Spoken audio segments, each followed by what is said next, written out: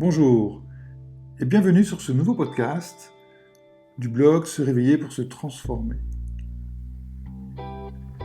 Attention, je m'attaque à un sujet de controverse, d'incompréhension sociale et d'ostracisation.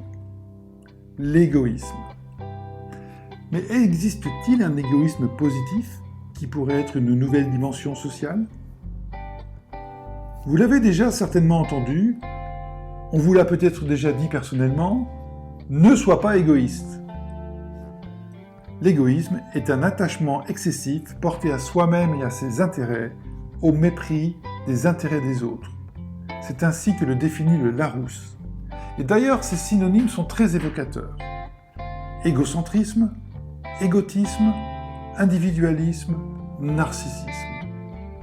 C'est un sujet qui revêt la notion de vivre ensemble, du partage, de la compassion et de l'amour de l'autre. Ce que l'on retrouve sous différentes formes dans toutes les cultures et les religions par ailleurs. Et pourtant, depuis des millénaires, l'égoïsme est toujours d'actualité. Combien de fois n'entendons-nous pas un éditorialiste nous rappeler que le bien vivre ensemble ne peut exister que par l'abandon de nos besoins individuels ? D'ailleurs, au moment où je rédige ces lignes, il semble s'afficher ouvertement dans notre dimension sociale. Vous savez, les uns reprochent aux autres de ne pas s'être fait vacciner. Quel égoïsme vis-à-vis de l'immunité collective. Et puis les autres reprochent aux uns d'avoir pris une décision hâtive au vu des données sanitaires. Quel égoïsme à vouloir faire vacciner tout le monde.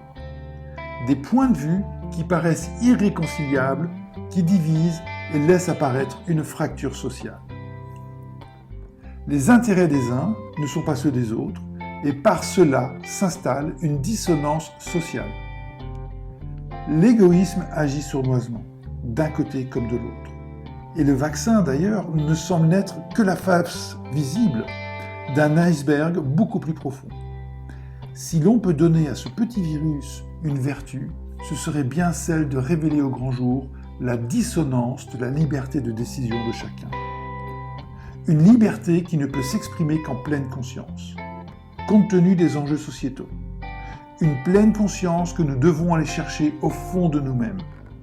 Une pleine conscience qui ne peut que s'appuyer sur la vérité que nous croyons percevoir comme unique et indivisible. Mais comment trouver cette vérité qui guidera nos actions et nos prises de position ? Certains évoqueront des préceptes philosophiques, d'autres des préceptes de croyance, mais pour ma part, j'aime me réfugier derrière ceux qui ont fondé notre pensée occidentale, comme Pythagore par exemple. Connais-toi toi-même et tu connaîtras l'univers et les hommes. Mais j'aurais pu également vous citer Lao Tse, un contemporain de Confucius considéré comme le fondateur du taoïsme, et qui, avec d'autres mots, transmet un message similaire.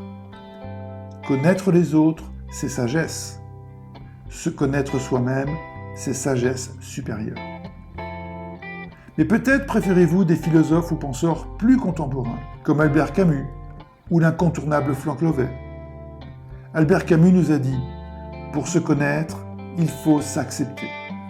Et Frank Lovett, la blessure originelle, c'est le manque de soi, c'est-à-dire l'oubli de notre fameuse nature profonde. Alors, tout commence par nous-mêmes. Bien entendu, nous vivons dans un monde connecté et nos actions impacteront ceux qui sont autour de nous. Mais quelles actions mener pour ne pas nuire à notre nature profonde ? Comment trouver cette essence primordiale qui dirigerait nos intentions ?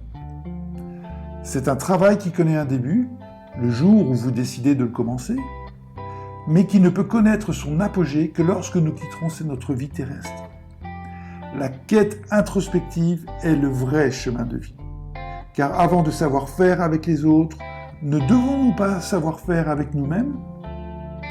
Et pour cela, il nous faut accepter que notre impact extrospectif et en pleine conscience ne s'affirmera que lorsque nous aurons accepté notre dimension introspective.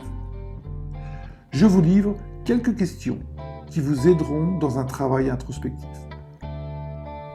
Comment transformer mes intuitions en intentions puis en actions ? Suis-je capable de manifester ma mission de vie? Comment intérioriser la conscience globale pour que mes émotions deviennent création? Quel est le plus petit changement dans ma vie qui provoquera le plus grand changement chez les autres? Qu'est-ce qui relie connaissance à conscience? Alors j'admets volontiers que ces questions ne peuvent trouver réponse immédiatement.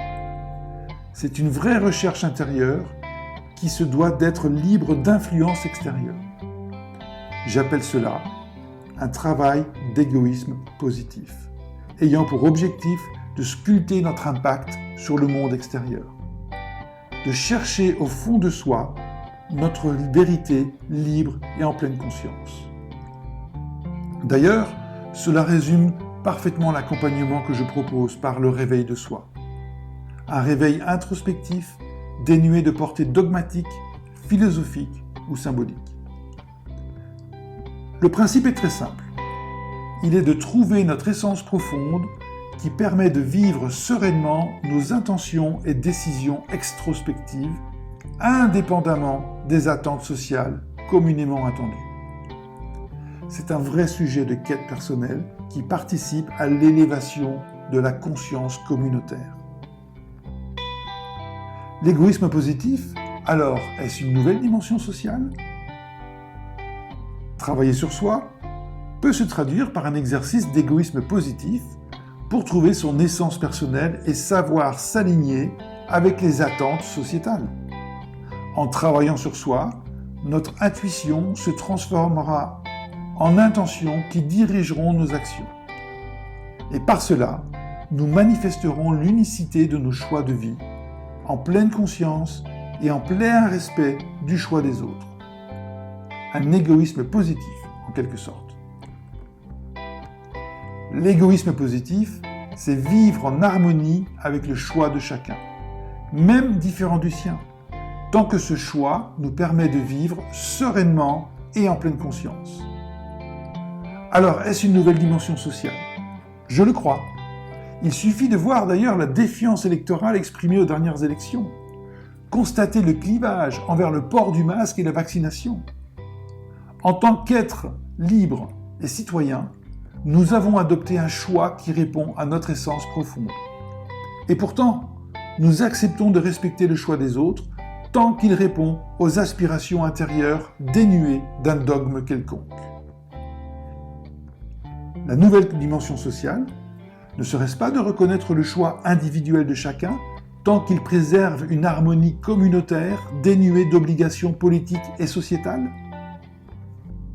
Pour ceux qui me suivent depuis quelque temps, vous savez que j'aime me considérer comme un citoyen du monde.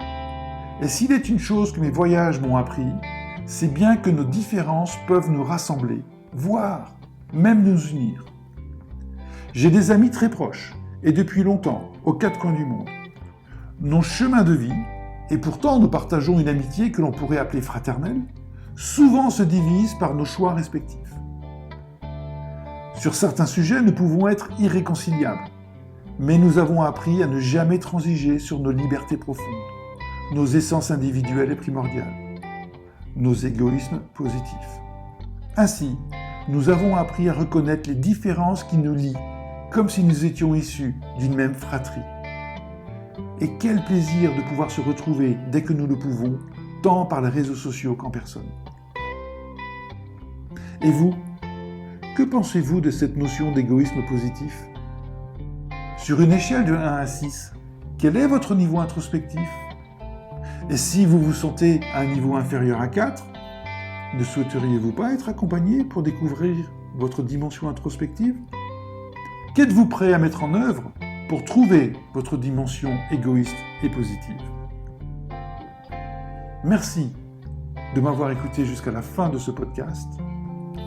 Dites-moi ce que vous pensez dans les commentaires et si vous avez pris du plaisir à m'écouter, partagez-le sur les réseaux et surtout, soyez zen et relax lors de vos introspections. À bientôt, prenez soin de vous et abonnez-vous sur le blog Se réveiller pour se transformer. Vous y retrouverez une nouvelle publication chaque samedi matin dès le lever du jour dans le sud de la Bourgogne. Merci. Et pour terminer, je vous invite à rejoindre ma page Facebook Zen et Relax ou bien mon compte Instagram eric.bouffe. Et la musique de cet enregistrement provient du site digccmixter.org. Le morceau s'appelle Bossa for May et a été composé par Martine de Barrois.